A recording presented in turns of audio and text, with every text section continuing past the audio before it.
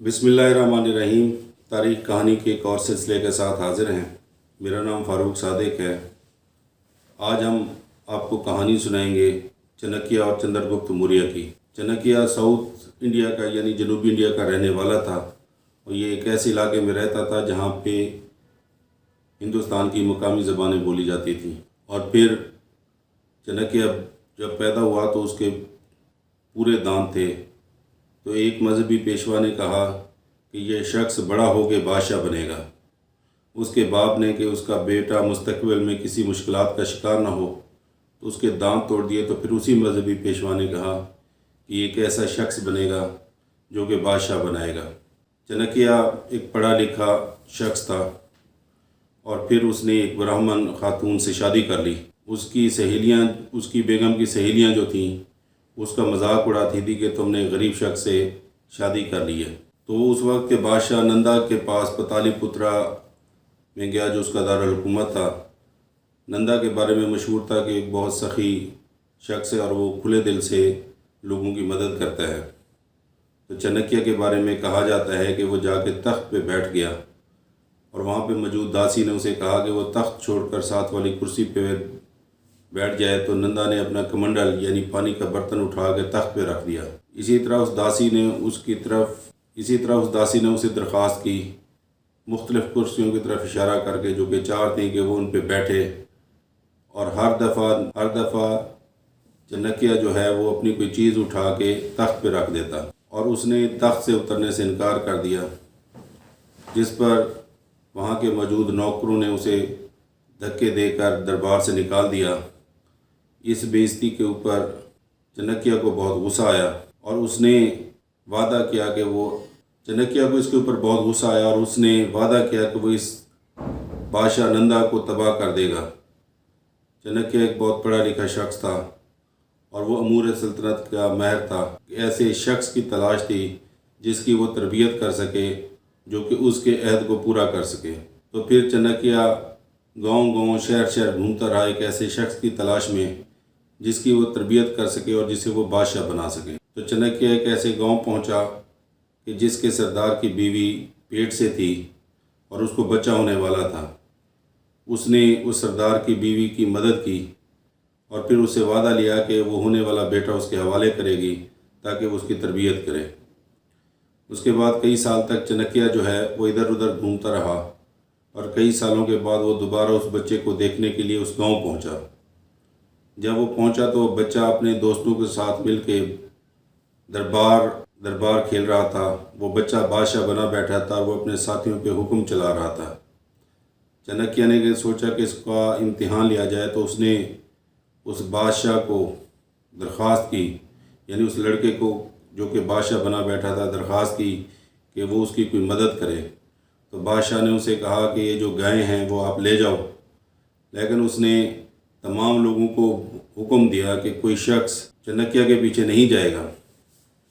तो चाणक्य ने देखा कि इस शख्स में हुक्म देने की सलाहियत मौजूद है, जो कि बादशाहों के लिए एक बुनियादी सलाहियत होती है।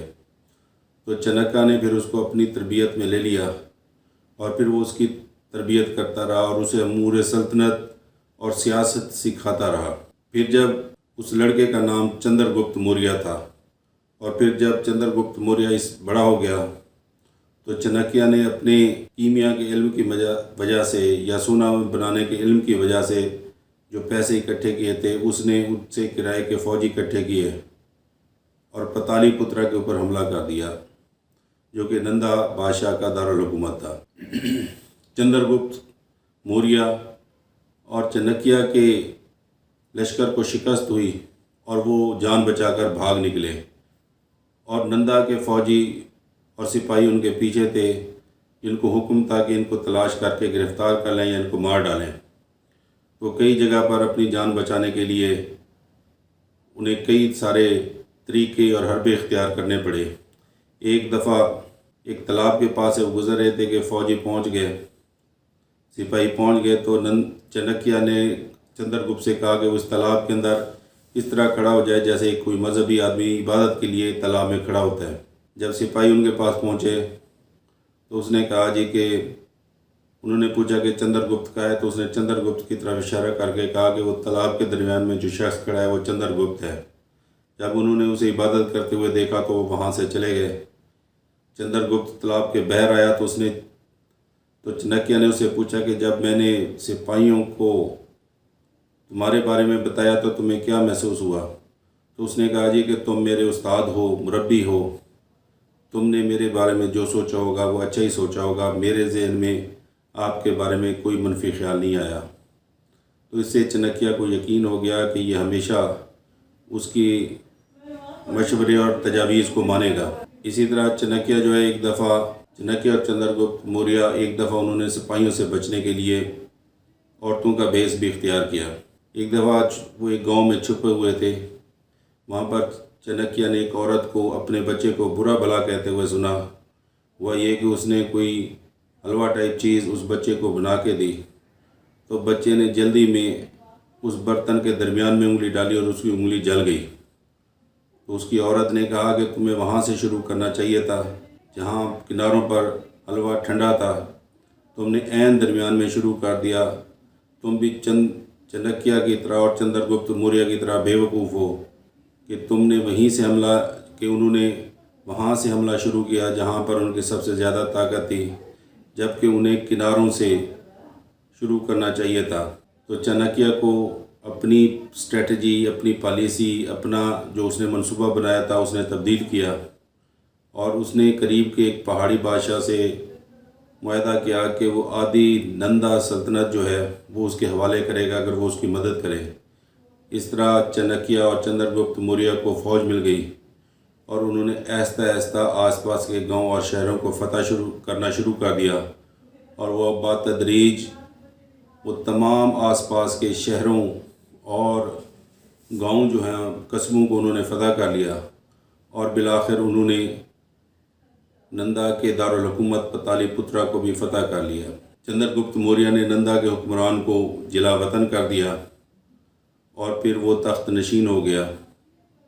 تو اس طرح چندر گپت موریہ جو ہے وہ حکمران بنا، اور چنکیا کا خواب نہ صرف پورا ہوا بلکہ اس کا جو وعدہ تھا اپنے آپ سے اس نے اس کو پورا کر دیا، اور اس نے نندا کی سلطنت کو ہمیشہ کے لیے ختم کر دیا۔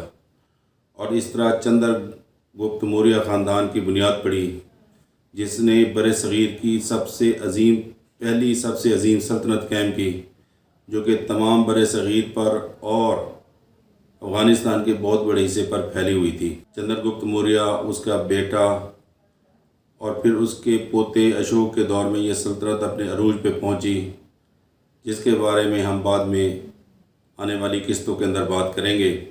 امید ہے کہ آپ کو یہ ویڈیو پسند آئی ہوگی۔ اس چینل کو لائک کیجئے، سبسکرائب کیجئے، اور کمنٹس میں بتائیے کہ آپ کس موضوع پہ ویڈیو دیکھنا پسند کریں گے۔ Thank you very much.